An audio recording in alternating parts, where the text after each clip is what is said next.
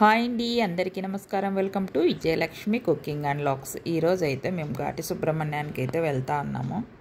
అమ్మ పెద్దమ్మ అయితే బెంగళూరుకి అయితే వచ్చారనమాట. ఇక అందుకని మేమైతే ఘాటి సుబ్రహ్మణ్యానికి అయితే వచ్చేసాము. చూడండి, ఇక టెంపుల్ దగ్గరికి అయితే వచ్చేసాము. 10 రోజుల క్రితము జాతర అయిందనమాట. ఘాటి సుబ్రహ్మణ్యం జాతర అయితే అయ్యింది. ఫుల్ రష్ ఉండేది. ఇక మేమైతే రష్ తగ్గిన తర్వాత వచ్చామన్నమాట. ఇప్పుడైతే అంతగా రష్ లేదు. ఇదే దర్శనానికి వెళ్ళే దారి అన్నమాట. ఇక దర్శనానికి అయితే మేము బయలుదేరాము. ఆదివారము, మంగళవారము ఇలా ఈ వారాల్లో అయితే జనము చాలామంది వస్తూ ఉంటారనమాట. రష్ ఎక్కువగా ఉంటుంది. ఇక రష్ తక్కువ ఉన్నప్పుడు ప్రశాంతంగా మనం దేవుని చూడాలనుకుంటే విడప్పుడు వస్తే చాలా బాగుంటుందన్నమాట. చూడండి, ఇక ఘాటి సుబ్రహ్మణ్యేశ్వర స్వామిని అయితే కాసేపు అలా వీడియో అయితే తీసాను అనమాట. ఇక కోతులు అయితే ఎక్కువగా ఉంటాయి ఇక్కడైతే. ఇక దర్శనం అయితే చేసుకొని ఇక గుడి దగ్గర ఇలా అందరూ కూర్చున్నాము. ఇక ఇలా బయటకు వచ్చి ఇలా అయితే మేము కాసేపు అలా ఫోటోలు వీడియో తీసుకుంటూ ఇక భోజనం దగ్గరికి అయితే వచ్చామన్నమాట. ఫ్రీ భోజనాలు అయితే ఇక్కడ ప్రసాదం పెడుతూ ఉంటారు దేవునిది.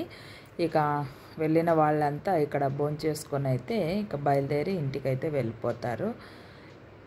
ఇక్కడే ఉండాలనుకుంటే రూములు కూడా ఉంటాయన్నమాట బాడిగా. అన్నదానం అయితే ప్రతిరోజు ఉంటుందన్నమాట. స్వామివారి ప్రసాదం అయితే ప్రతిరోజు పెడతా ఉంటారు ఇక్కడైతే. పులిహోర, పొంగలు, అన్నము, రసము అలా పెడుతూ ఉంటారనమాట.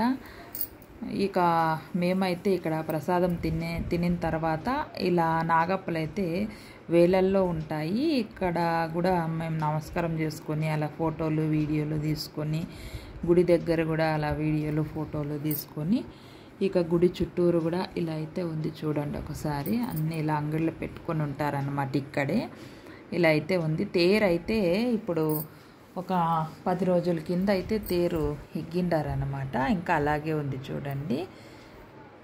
ఇక్కడైతే పల్లీలు, రేణకాయలు, ఉసిరికాయలు ఇలా అన్నీ పెట్టుకున్నారనమాట. ఇక మేము కొన్ని అలా తీసుకున్నాము.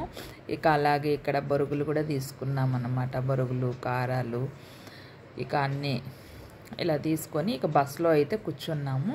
ఇంటికైతే బయలుదేరి వెళ్తూ ఉన్నాం. లైక్ చేయండి, షేర్ చేయండి, సబ్స్క్రైబ్ చేసుకోండి. బాయ్.